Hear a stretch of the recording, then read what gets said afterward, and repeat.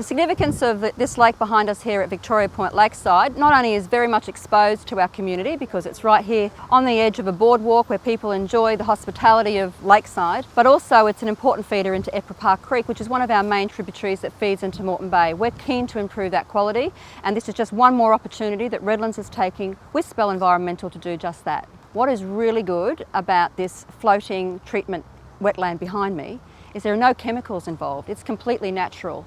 And so there are no other impacts across the broader environment. Well, obviously Redlands is part of a broader region, southeast Queensland, and we have great opportunities across the whole region to make sure that our water quality is improved. And I'm pretty certain that my mayors and my joining councils will be really keen to partner with Spell Environmental to do these sorts of things across the region to make sure Moreton Bay and our rivers are resilient.